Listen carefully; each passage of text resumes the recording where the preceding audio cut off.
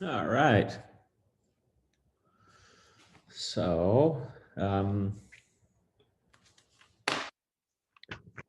we are working our way through coordination chemistry and electron counting.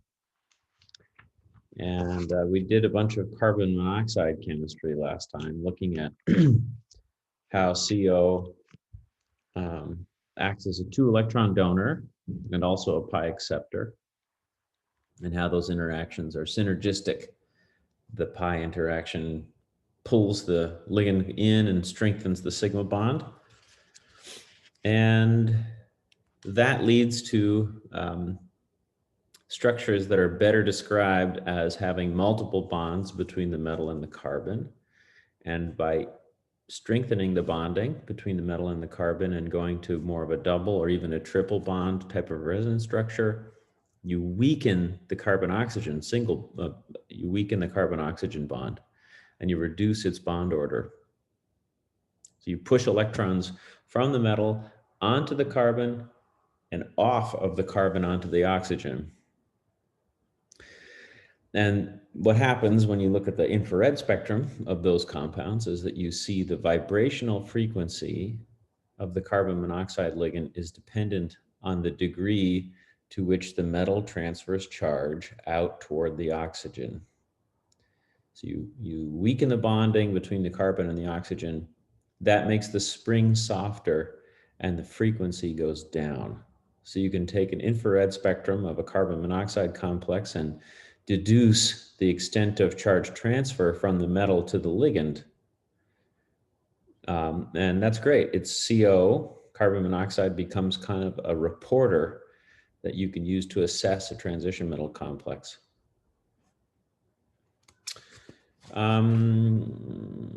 We also talked about how the bonding between the metal and the CO can change depending upon the complex. You can get bridging carbonyls, for example, and you can get cases where you're end on to one and then side on to another metal.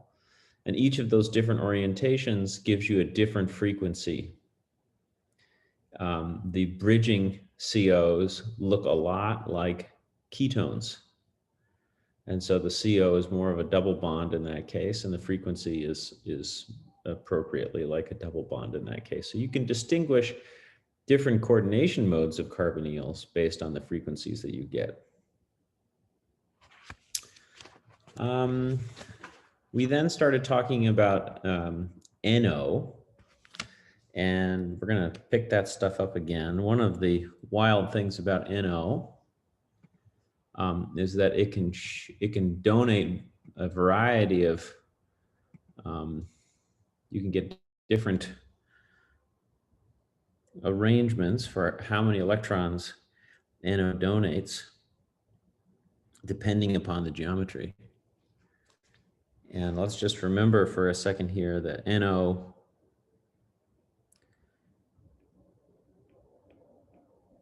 is kind of like carbon monoxide with one extra electron, and that extra electron sits in the pi star orbital. The difference between NO and CO is that nitrogen is more electronegative than carbon. So this molecule is, in principle, a little bit more electron deficient. In practice, that electron sits in the pi star orbitals, and it makes it a pretty good reducing agent. And you can produce products that look like that if you oxidize the NO to make nitrosonium cation. And so when you have a metal complex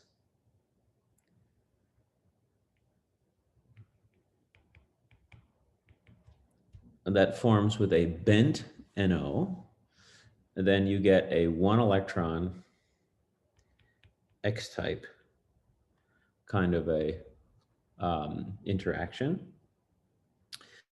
But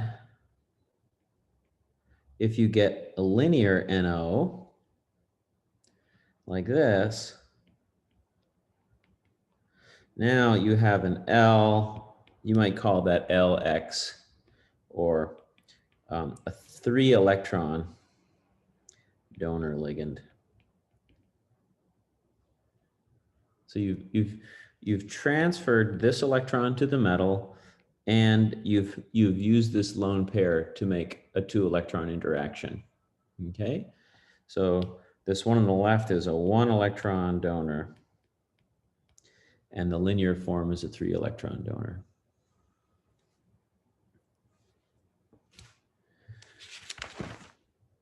Okay, so we looked at a few examples of counting electrons with transition metal complexes and NO ligands. We're going to keep doing that here. One more example. This time, we have a cobalt pentamine complex. This is a 2+ complex overall. So let's do the electron. Yes. This may be a silly question. You may have explained it last class, but so the X type is like a covalent bond, right? You're just using one electron to bond to the metal, or the metal to the ligand. Okay. And then the L type is dative bonding, where there's 2 electrons coming from one place to another, like from the ligand to the metal. So how does the bend change the amount of, I know you just explained it, but could you just say it one more time? How does it change the type of bonding? Like, well, just by, sorry. This, I'm going from here to here. You're pushing electrons onto the metal, or onto the nitrogen. You're pushing these electrons here, and you're pushing these electrons there. So there's this charge transfer that takes place. And when you get a different resonance structure, you have a different number of electronic interactions. Here, this thing actually isomerizes in this case. It changes shape. Remember also how the carbene, there are the Fischer carbines, where you could draw a metal carbon double bond, or you could bring in electron pairs from the oxygen and push that bond pair onto the metal. That changes the nature of the interaction. So the resonance structure, the resonance depiction will change how many electrons are being donated. Here, we're not just changing resonance, we're also isomerizing. Okay, so just to be clear, like the way that we had this this molecule drawn, where we have the 1 electron on the bottom, that's going to be used for the 1 electron donor, right? And because of the arrangement of where those other 2 electrons are, right, that changes the geometry, and it's 3 electrons because you're taking all of the electrons and they're moving through the molecule and changing its geometry. It's allowing it to isomerize. Yeah, you're actually, when you bend the NO, you're using now this electron and this electron to raise the valence of the metal, right? Or these 3 electrons. So you have this lone pair and then this 1 extra electron that you pulled out of the pi star. All of those end up as part of the valence shell of the metal. Thank you very much. Thank you. Yeah. That's confusing. This one always was a little bit of a bender. All right, so let's do the electron counting for this pentamine cobalt complex. We have 5.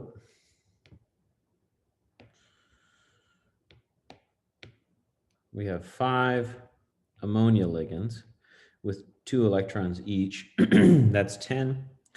We have cobalt. That's 9. We have a 2+ ion overall, so we're going to have to subtract 2. And then we have an NO. Now, how many electrons does the NO provide?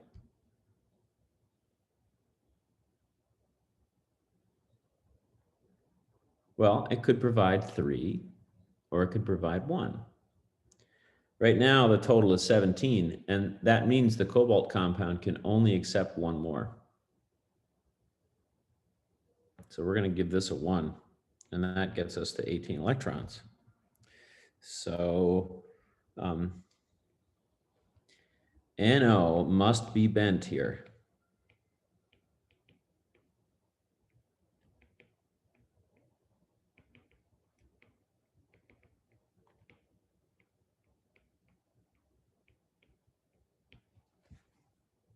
Okay. Here's another fun one. Cobalt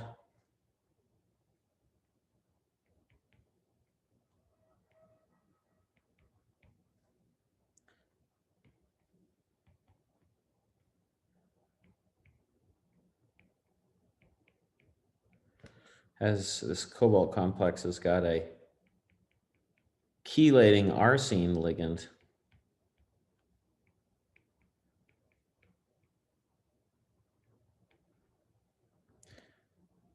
It's also 2+. And in this case, it's linear, which means it's a 3-electron donor. And then if you add isothiocyanate to this compound,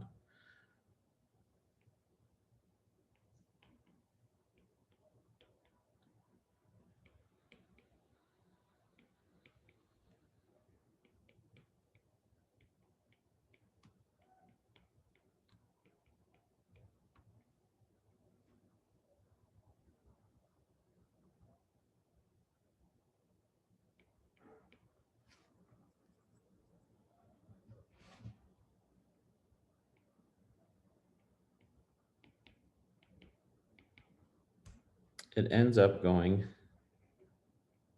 bent. Now, we've added an isothiocyanate anion to a 2+ complex to begin with. The charge has to drop from 2+ to 1+. You know this.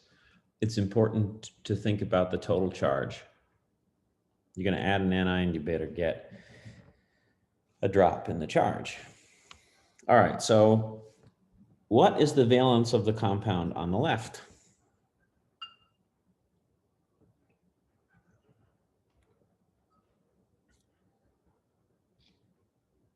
I'm going to just dissociate this thing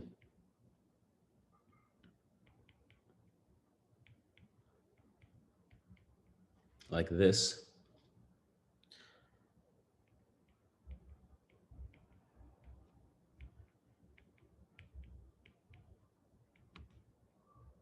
By pulling off a cation, I'm left with a 1+. And dissociating NO in this way, you're pulling off an L-type ligand. It happens to be positively charged, but the interaction that you've lost is a 2-electron donor interaction. So does that change the oxidation state when you pull that thing off?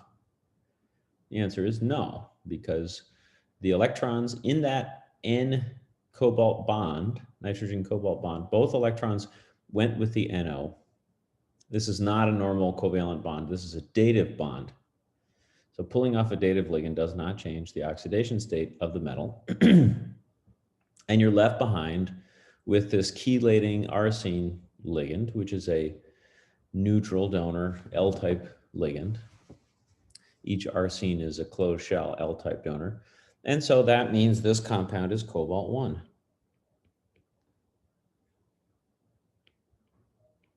D8.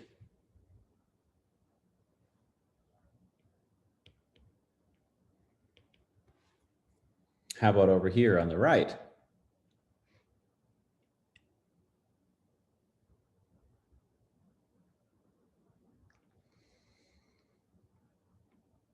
If I dissociate this compound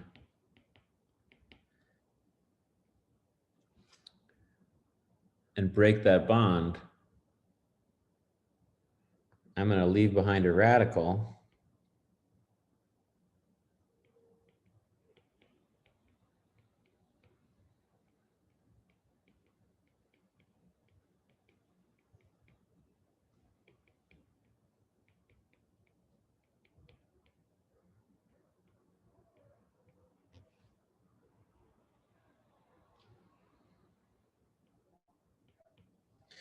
This complex is 2+.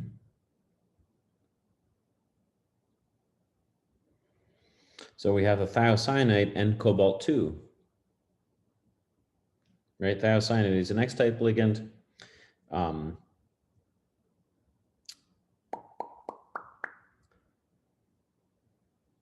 Did I do this right?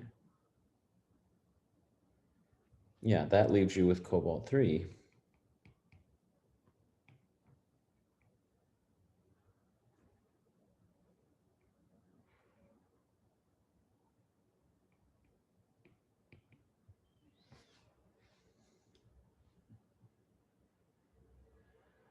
Oh, sorry, I got that. That's why I'm confused.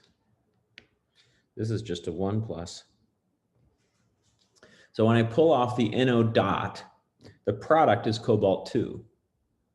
Okay, this guy's cobalt 2 down here. Because I broke a normal covalent bond in making that molecule. Okay, so when I put the NO back on, you oxidize the metal by 1 electron. So I should say that this description really goes with that guy up there. Sorry, that was a little confusing.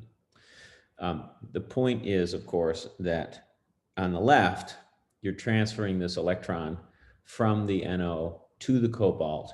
That reduces the cobalt center. In the compound on the right, this is not the case. All right, so let's do this a little bit more carefully now. We're going to compare NO and CO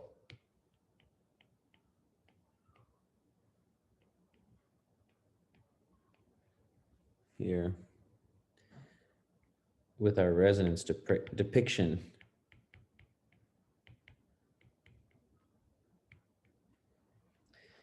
And I'm drawing my formal charges here completely. Compound with an oxidation state of N plus N, or of N. And we showed how you can push an electron pair out onto the carbon and then out onto the oxygen. And that neutralizes that charge. Now, what does that do to the oxidation state?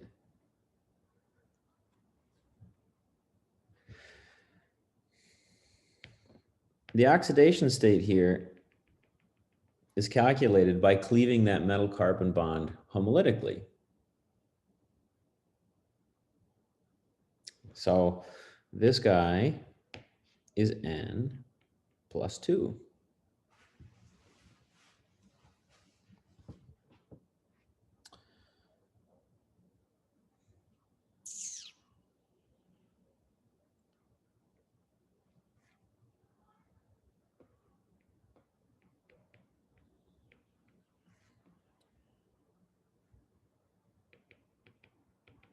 Sorry, I think I said, I misspoke just a minute ago. That carbon is considered to own both of the electrons in each of the bonds between the metal and the carbon, because carbon is more electronegative than metals in our formalism. Okay, so it's like metal plus ligand minus. Both of those electrons go with the carbon and would give you a CO dianion and a metal 2 plus. So if we do this again, and we push 2 more electrons from the metal onto the carbon to make a triple bond, you're now going to get another increase in the oxidation state by 2.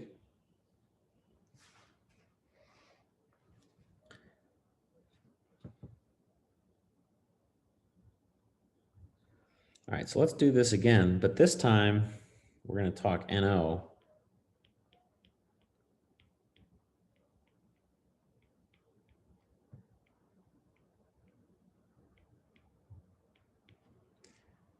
And we're going to start with the metal in the oxidation state N. Now, I've drawn out all the formal charges in both of these, and I'm using neutral fragments in both cases. Okay, you have to be able to do that successfully.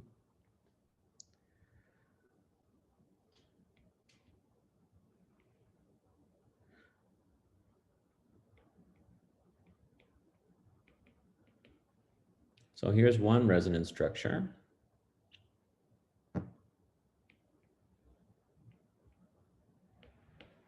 We've pushed an electron pair onto the nitrogen and then off of the nitrogen onto the oxygen, and that neutralizes some of the charge.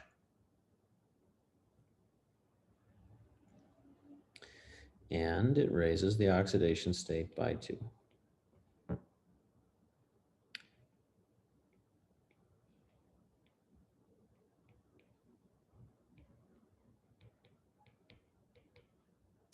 And you can do it again.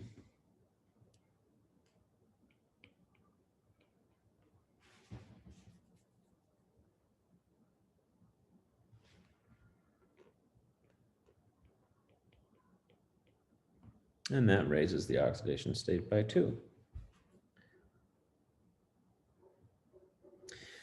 Now, in the case of the carbon monoxide ligand, it is often the case that this is the best description. And, you know, the best description usually sort of sits over here somewhere. But in the case of an NO, it's often that this is the best description.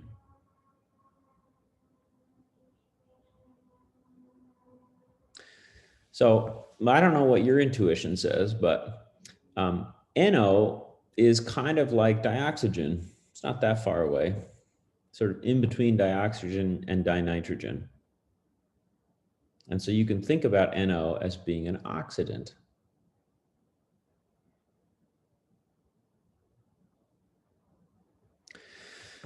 So if NO is an oxidant,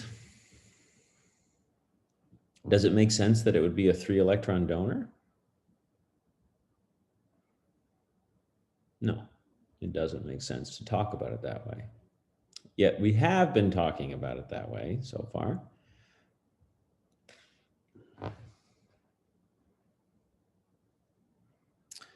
Here, right, this is the case where you transfer an electron from the NO onto the metal, and it acts as a dative 2-electron donor.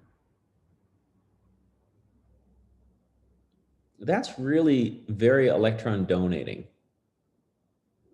overall, transferring 3 charges to the metal, one by electron transfer and the other as a dative interaction. That's pretty generous of NO. Here, we're ripping electrons off the metal. We're taking 3 away and making this triple bond. That's very greedy of NO. And that's a better description of the kind of molecule that NO is. And another way to think about this fragment is a metal nitrogen triple bond, a nitrido N oxide. It's kind of like an amine N oxide, pyridine N oxide, an oxygen atom acting as a Lewis acid that's stuck to the lone pair of a nitrogen base. That's a good description for this kind of a thing down here. And it's often the best resonance structure for triply bonded NO. But, you know, there's a continuum of possibility here, and it can be difficult to kind of suss it out.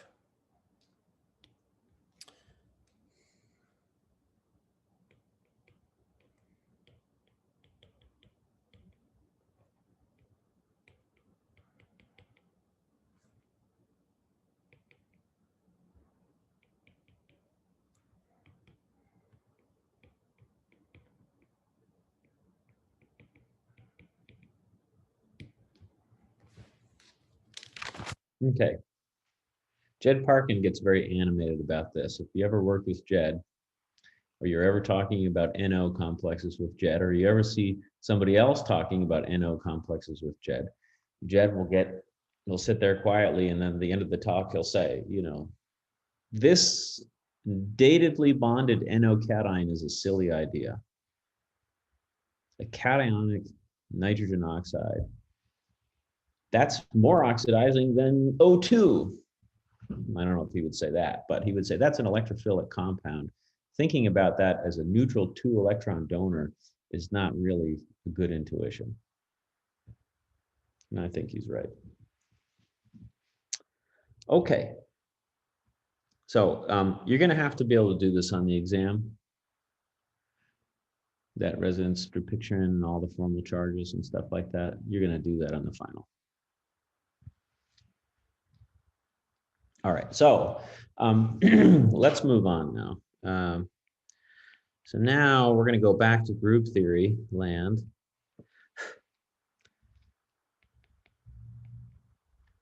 And we're going to use group theory to determine the number of CO bands.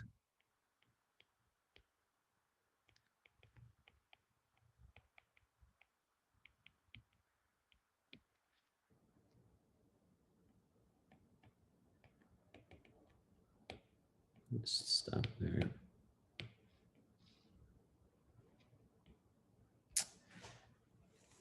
Okay, and I'll just write it out here that each band, each motion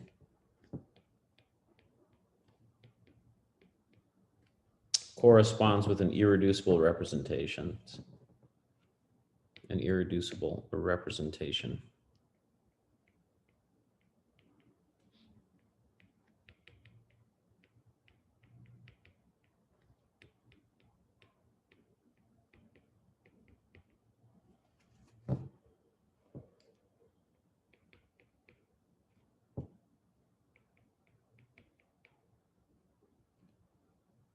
I'll just stop there.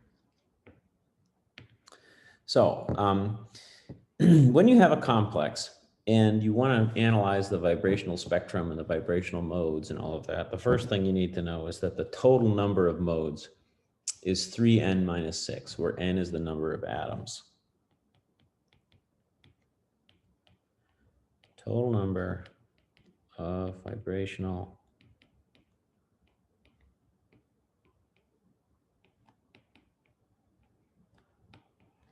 (3n minus 6), where n equals the number of atoms. It turns out that linear compounds are a little bit simpler.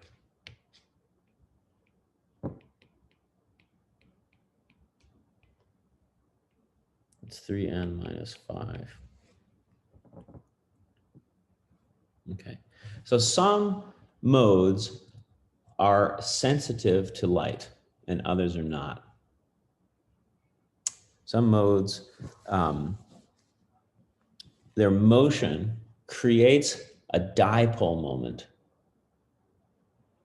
And the appearance of that dipole moment on moving the atoms in the molecule along those modal directions gives that motion the ability to couple with an electric field. So a photon comes in with its oscillating electric field, and that oscillation can be resonant with the motions of the molecule if those motions create a dipole moment. If you can induce a dipole moment on moving the atoms, that motion can couple to an electric field, as long as the frequency of that field oscillation matches the resonance frequency of that motion.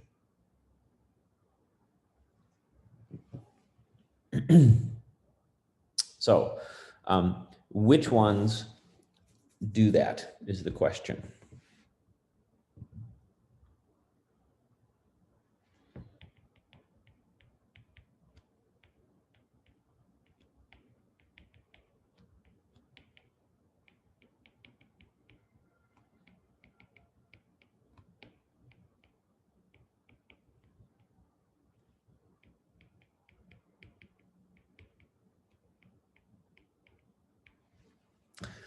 There are some modes that are Raman active. That's a different process. Raman is a second order process, and the motion is not dipolar, it's quadrupolar.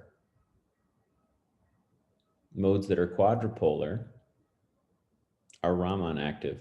Modes that are dipolar are absorption active. We'll do that later. So let's take a look at this complex here. Just a simple hexacarbonyl.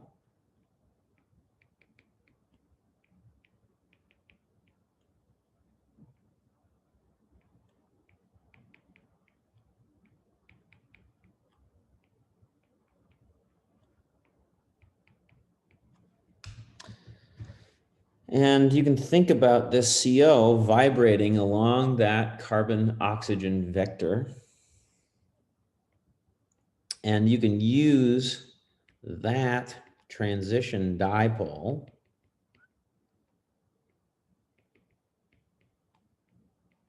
as your basis set. Each one of those COs has this vibrational motion associated with it, and you can use that dipolar motion. Stretching that bond creates a dipole because the two elements have different electronegativities. So as you stretch it, negative charge develops out on that oxygen, positive charge develops on that carbon, and that is polar. So use each of those motions as a basis set. And now what we want to do is determine 6 new CO.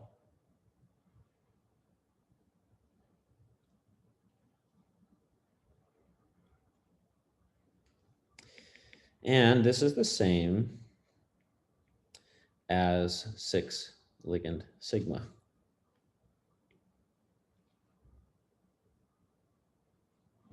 So gamma 6 new CO is equal to A1G plus EG plus T1U.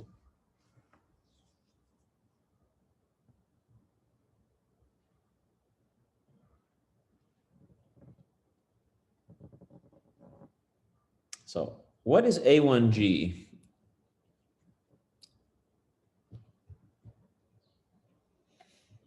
Well, what's it in 6 ligand sigma? Think about the SALC for A1G. It's the linear combination of ligand sigma orbitals that is totally symmetric and that all have the same sign, right? So the A1G irreducible representation of 6 carbonyl motions is the motion where all of them are in phase.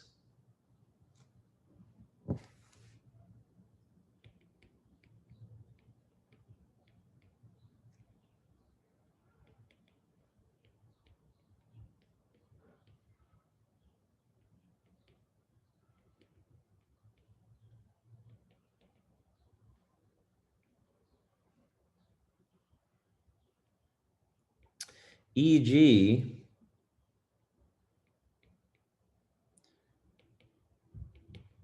these guys are going to move like x squared minus y squared and dz squared.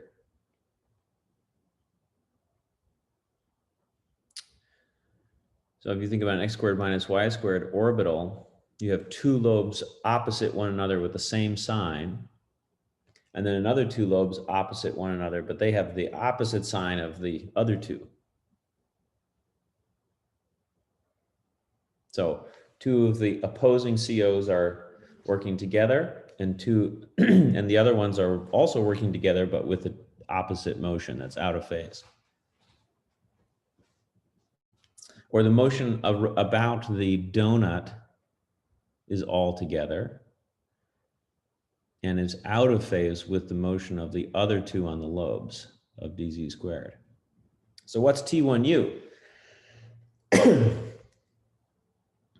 What's T1U like?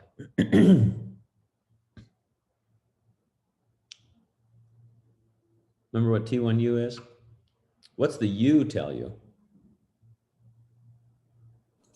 U is ungrabbed. It tells it's just like it's lacking symmetry, plane of symmetry, I think, right? Inversion. Lacking, yeah, it's lacking inversion. Exactly. Lacking inversion symmetry. And what orbital lacks inversion symmetry? It's a p orbital. Bada bing, bada boom. You got it. T1U's 3 P's. Very good, Mac. T1U is PX, PY, PZ. There are 2 carbon monoxides along X, along Y, and along Z. So 2 move along X, Y, and Z. out of phase. Well, I guess they have the same, well, I guess they have, one side is plus and one side is minus, so they're out of phase.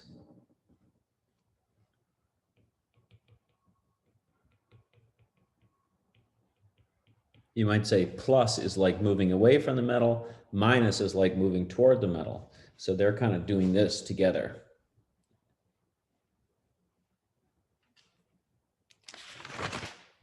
All right, so let's draw these guys out here for a second. So A1G looks like this. We've got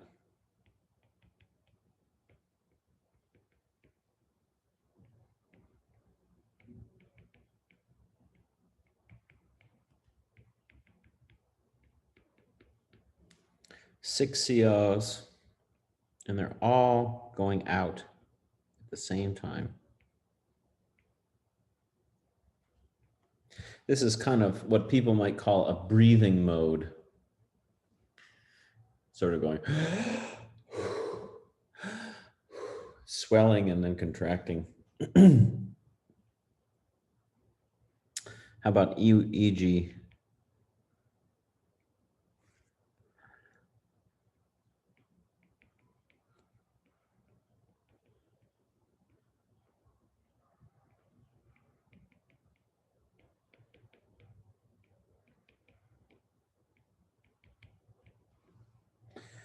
Well, let's draw the sign of the dx squared minus y squared orbital here. So plus is going to be moving away from the metal, and minus is going to be moving toward the metal.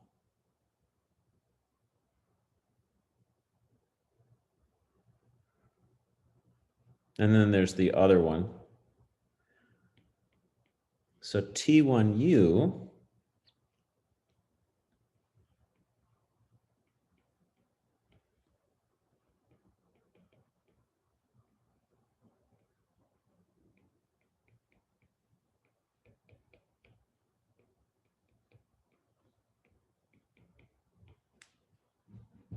now we've got a p orbital, so I'm going to write plus on this side and minus on that side, and there are three of these.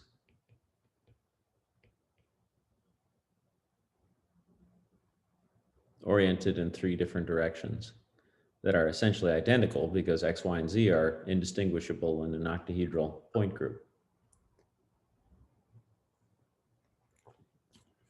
So, which one of these are infrared active? Which one will give you coupling to a photon? Or which of these motions will couple to the oscillating electric field of an incoming photon?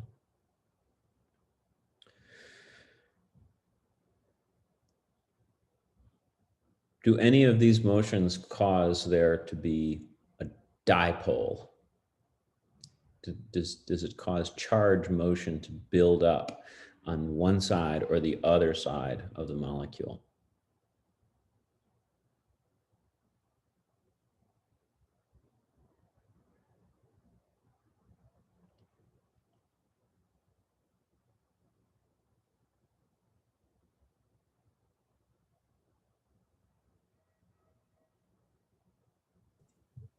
I guess the T1U should cause a dipole change, and maybe the EG as well. Let's take a poll. It's a good guess. All right. How many of you agree with this idea? T1U and EG.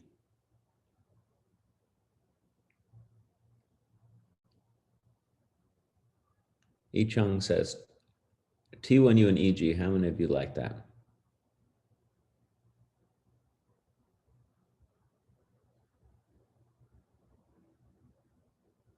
Raise your hand in the using Zoom for me, would you?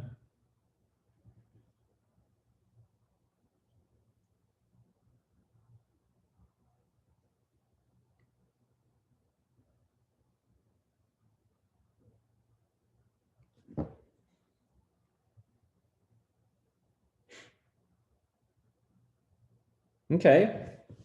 I have a question about the EG one though. Like, Okay. because you have like the sum of the vectors would cancel, right? The sum of the vectors. If we're just looking at 4 vectors, but if we're just looking at it directionally, it does look like there's a dipole. I don't know. I think he's right. I don't know. So I think, Mac, your hesitancy is right. So I think it's clear that in the T1U case, the oxygens are moving in sync, right? Along the X and Y direction. That's pushing negative charge out along the oxygen, toward the oxygen that's stretching away from the metal. And those negative charges are moving in sync. In the case of the EG, along one axis, the 2 negative charges just get closer to the middle. So it concentrates charge along that axis. And then in the other direction, it's stretching away from the metal. Neither of those things are going to move the center of mass of the negative charge. So EG is not infrared active. T1U is infrared active.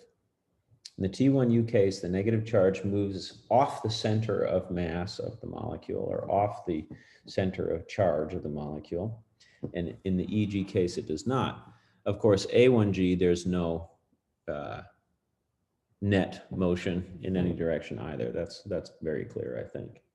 So T1U, and in fact, any basis or any irreducible representation that has p orbital character will be dipolar. Okay, you can think about s orbitals as unipolar, p orbitals as dipolar, d orbitals as quadrupolar, f orbitals as hexapolar. The p orbitals are the ones that give you a change in the center of charge density mass and become infrared active. So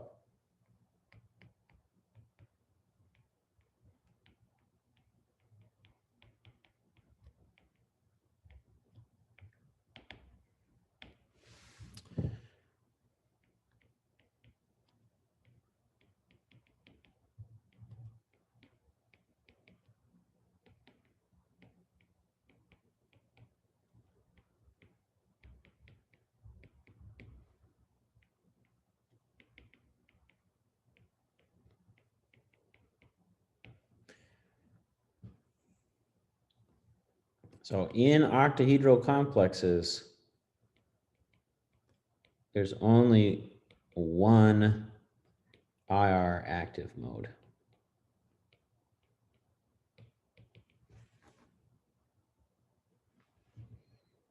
So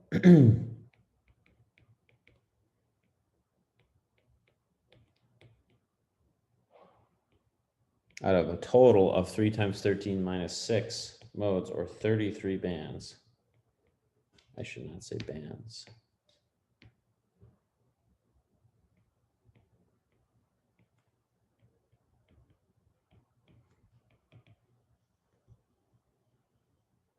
I got ahead of myself here. Only 33 total modes and 6 CO vibrations.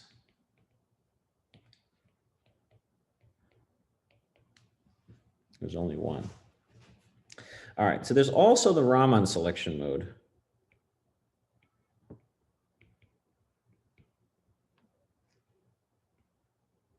Raman selection rule.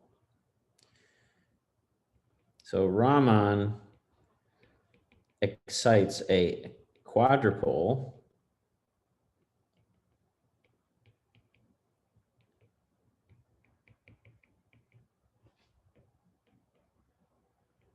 quadrupolar transition moment. And therefore, these are going to be representations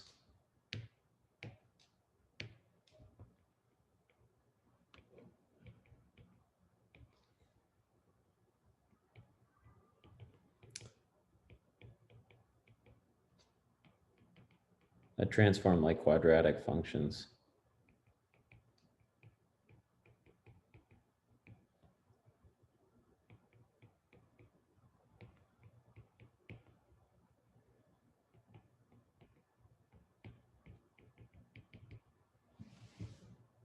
Okay. So normal absorption spectroscopy is a linear spectroscopy. Raman is an example of a second order spectroscopy, exciting quadrupolar transition moments as opposed to dipolar ones. All right, so this is a really useful thing. I'll leave that there for you. So you can actually distinguish shapes this way, or distinguish isomers.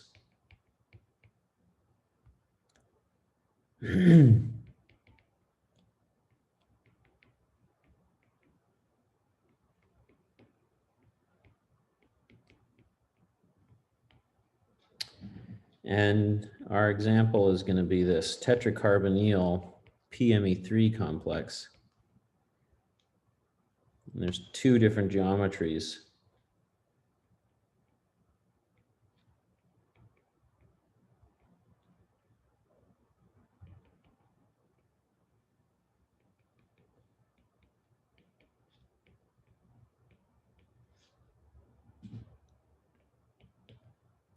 One where the phosphines are across from one another, and one where they're adjacent.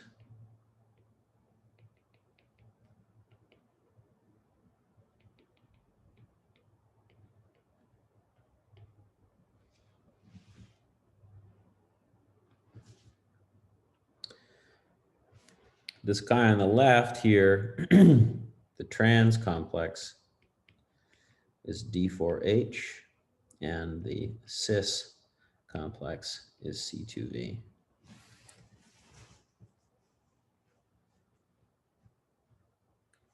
Now, we're going to figure out which of these compounds is which by looking at their infrared properties. Since we're interested in things that have dipolar motion, one thing I'll note is that the compound that's C2V has a dipole. The compound that's D4H does not have a dipole. That means that most of the motions in C2V are going to be dipolar. And most of the motions, or more of the motions will be dipolar just because the molecule in and of itself is dipolar. Whereas the guy on the left doesn't have dipolar character. All right, so let's do the group theory here. So we're going to do D4H. And we're interested in the gamma 4 COs here for D4H. We got E2C4, C2, 2C2 prime, 2C2 double prime, IS4, sigma H, sigma V. There's two of those, and we also have two sigma Ds. Now, I told you already that you can just do the 4 ligand sigma for the COs, okay? And it will give you the same answer. So you go and you do the thing and you say, well, how many of them move? None of them move in E. How about in C4? All 4 COs move in C4. How about in C2? All 4 COs move. For that C2, this one, 2, that one, 0, 0, 0, 4, 2, 0. So this is the same as the 4 ligand sigma representation. And this thing decomposes to A1G, B1G, and EU. And turns out PZ is A2U, and PX, PY is EU. And what that means is, therefore, you have one doubly degenerate band.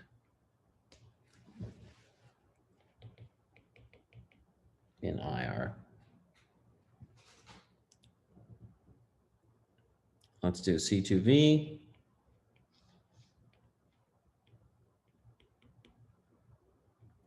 And E, C2, sigma V, and sigma V. 4 COs, all of them move, 2 of them and 2 of them. And so the gamma for CO turns out to be 2A1 plus B1 plus B2. And in this point group, PZ is A1, PX is B1, and whoosh, PY is B2.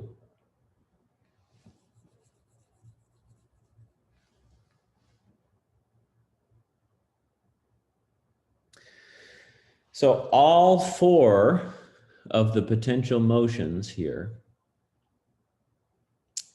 are dipolar. So there are 4 bands.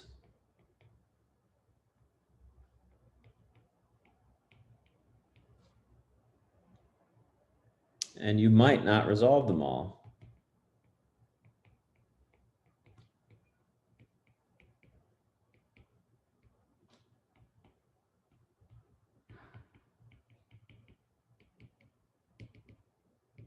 Right? You might take a spectrum and not see 4 distinct peaks in your infrared spectrum. They might sit on top of each other.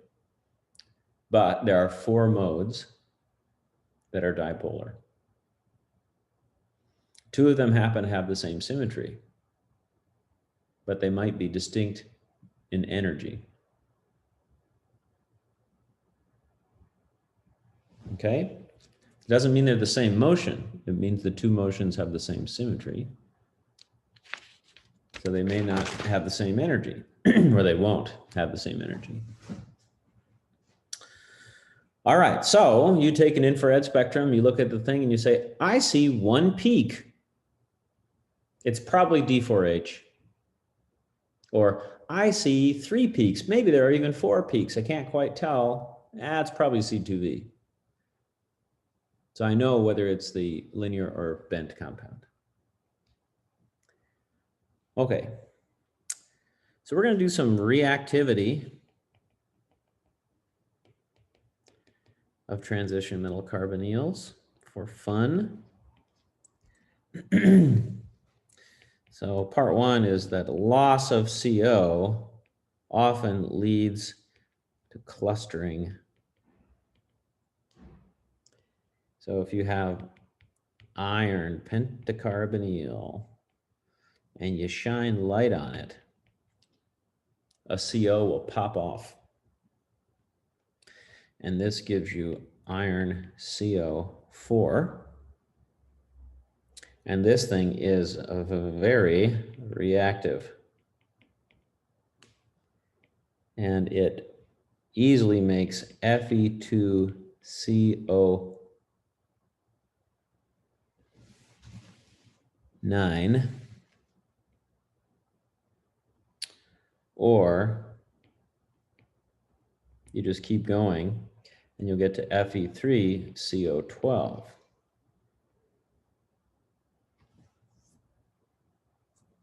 So the FeCO4 doesn't live very long if it's reactive. And if it's sitting in a soup of FeCO5, it'll react with an FeCO5 to make an Fe2CO9. That compound looks like this.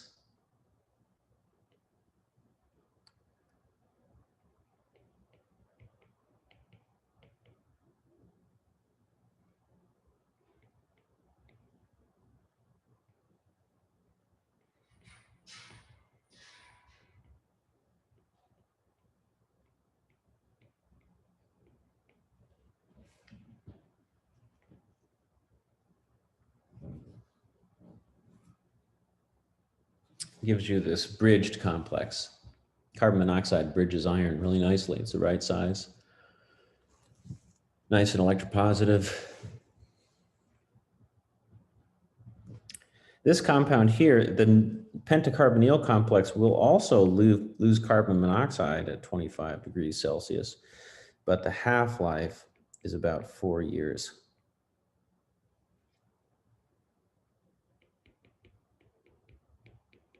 So you put a bottle of this stuff on the shelf, it's not going anywhere. Well, slowly.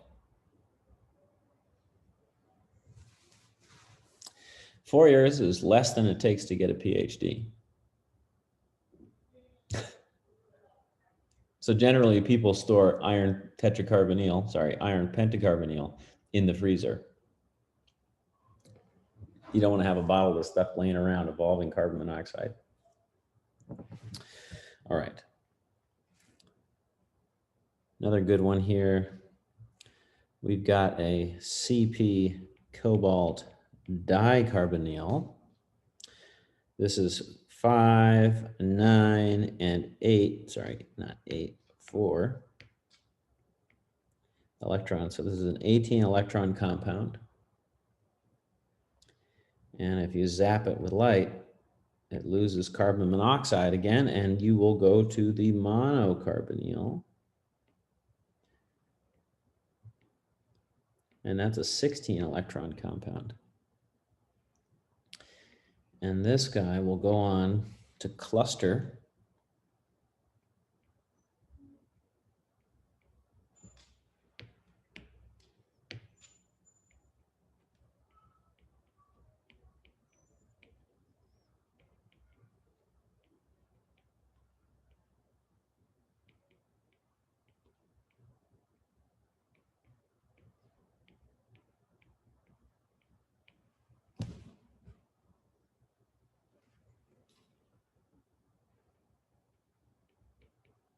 Makes all these fun cluster compounds.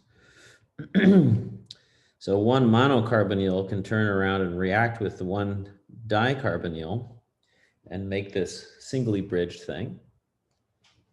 Or 3 of the monocarbonyls can get together and make the triply bridged. Or 2 can get together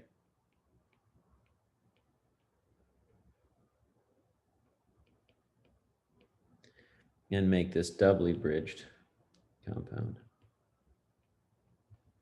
And that guy can make some multiple bonds, some metal-metal bonds.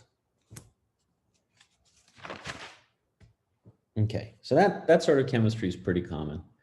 You can make all kinds of cool metal clusters that way.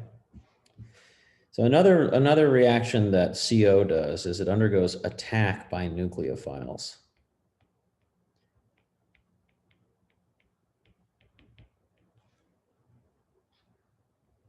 Or electrophiles.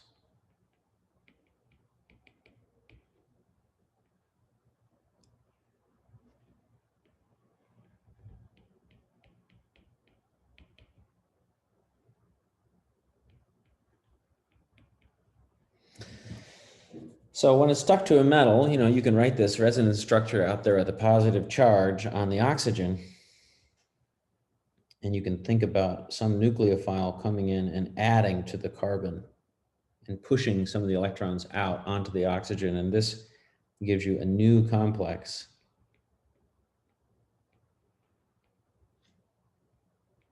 That looks like that.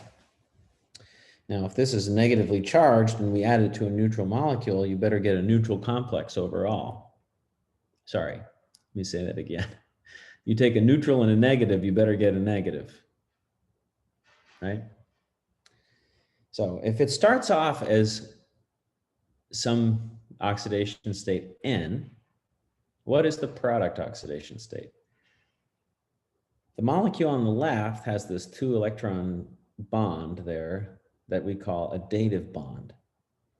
The molecule on the right, typically we talk about as a X-type bond. So you might be tempted to raise the oxidation state. But the metal carbon bond didn't really change.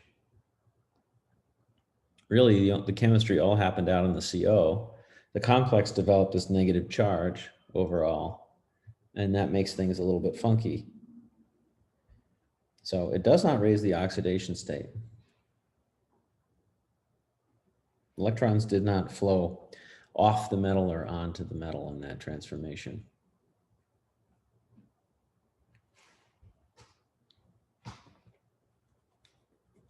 Okay, so there are also examples where a metal center will bind to Lewis acid.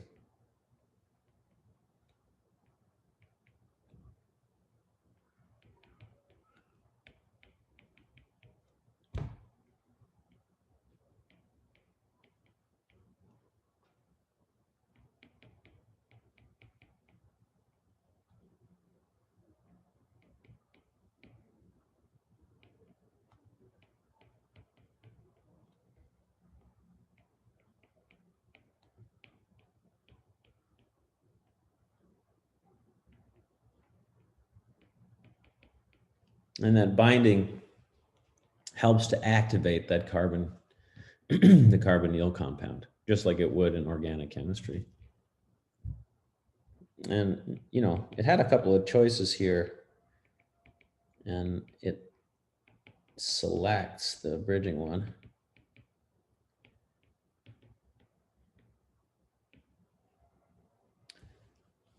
So the oxygen of those bridging COs tends to be more basic than the terminal ones.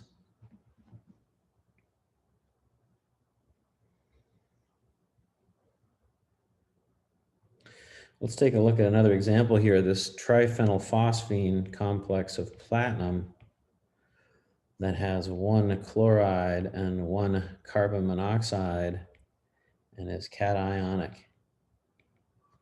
You add an alkoxide to this, and you might just expect it to stick to the platinum and displace the carbon monoxide and give you a neutral compound, or knock off the chloride or something like that. But instead, goes after the carbonyl.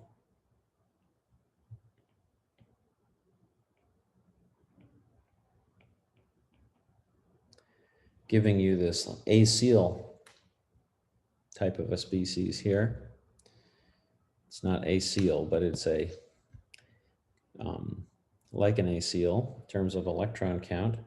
So this molecule on the left, we have two pH3Ps, which is 4 electrons. We have a platinum, which is 10 electrons. We have a chlorine, which is 1 electron. We have a CO, which is 2, and we have a positive charge, which is a -1. So this is a 16 electron compound. And what you're going to find as you start doing more and more of this is that square planar group 10 compounds, group 9 compounds tend to be 16 electrons. Okay, lots of 16 electron square planar compounds on the right side of the periodic table. There are lots of 18 electron octahedral compounds. Okay, those are sort of standard electron configurations. So this thing on the right, we're in the same boat. pH3P twice is 4, platinum is 10, a chlorine is 1. And what about this guy? This carboxyl fragment is 1. 16 electron square planar again. No funny business there. So there's your attack on CO, not changing the electron count. Valence of the metal didn't change. All right, let's go take a look at another one. I love this example. Rhenium hexacarbonyl cation.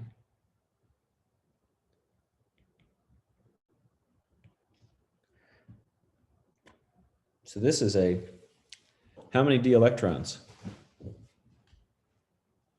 How many does rhenium have? Rhenium is the oddball. It's in the oddball column. What's the oddball column? Well, that's the one with technetium in it. And why does technetium make it the oddball column? Because it's radioactive. Same column as manganese. How many valence electrons? Manganese, technetium, rhenium is 7. And plus means D6. D6 octahedral, probably 18 electrons. All right, so we're going to add a little bit of water to this molecule. And our water is going to be labeled. And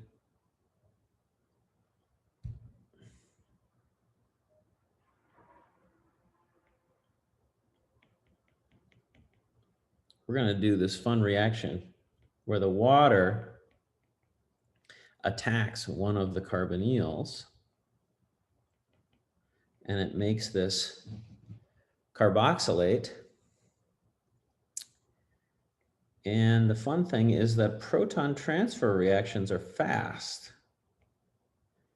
And so this guy very quickly becomes that guy.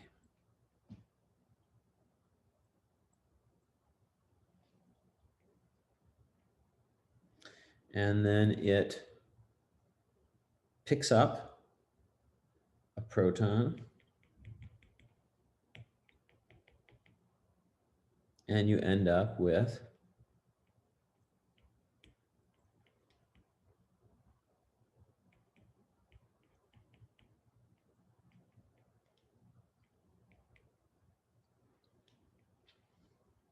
a new carbon monoxide complex, now containing the label on the CO.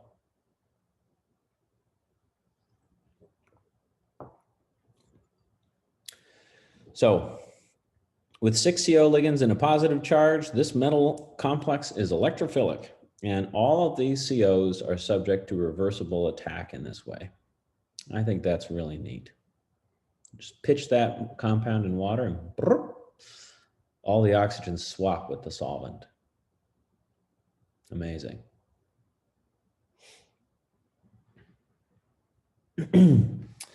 All right, here's another good one. Tungsten hexacarbonyl.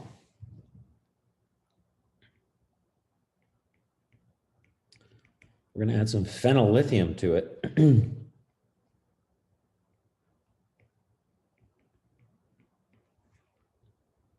going to try that slightly differently.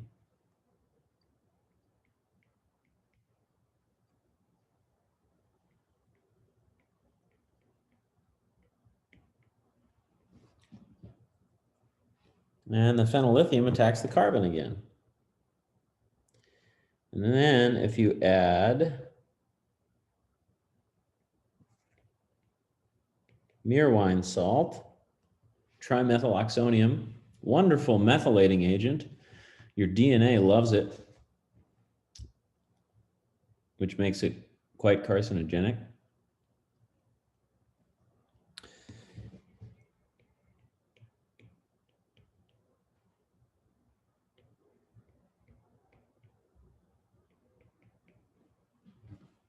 The oxygen of that acyl has a lot of negative charge, and it reacts with that methylating agent.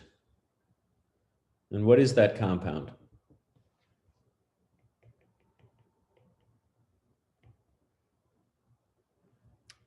That's E.O. Fisher's carbene. That's how he made it the first time.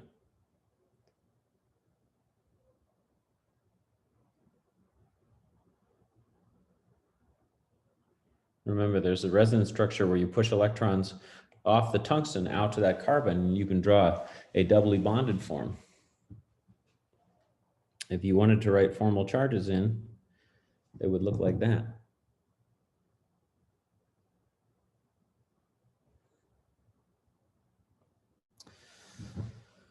All right, here's another one.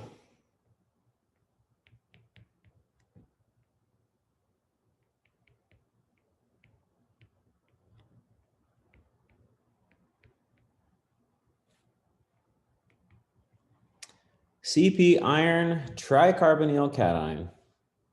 We got a CP ligand for 5, an iron for 8. We've got 3 COs for 6, and a positive charge for -1 gets you to 18 electrons. If you add hydroxide to this, you make this intermediate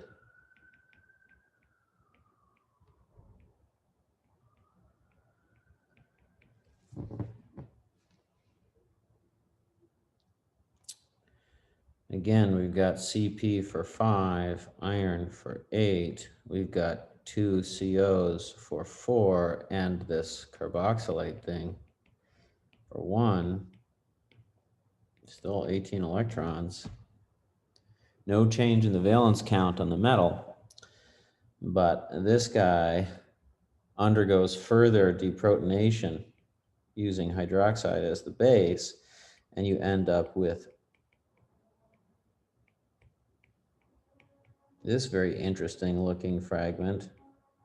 Sorry, I ran out of space here, which has an anionic carboxylate there, and that will lose carbon dioxide. And this gets you down to this very famous anion, the FIP anion. CP is 5, iron is 8, 2 COs is 4, a negative charge is +1, and that gets you to 18 electrons.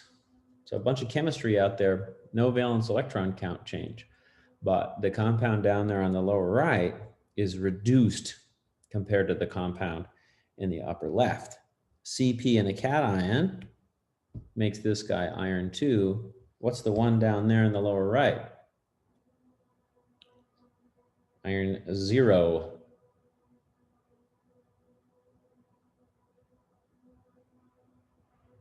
So on adding hydroxide to that carbon monoxide ligand and popping out a CO2, you have oxidized the carbon monoxide and reduced the metal.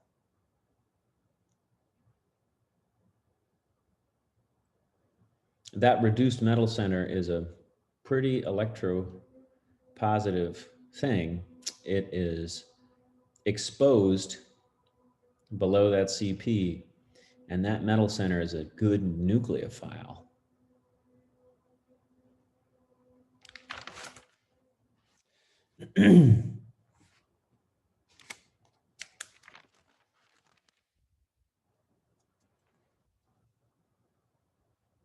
So I think I'm going to stop. I have 2 more short examples, but I'm not going to just force them down your throat before the end of class here.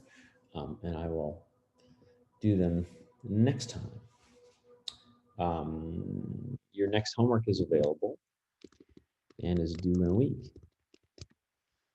And that is that.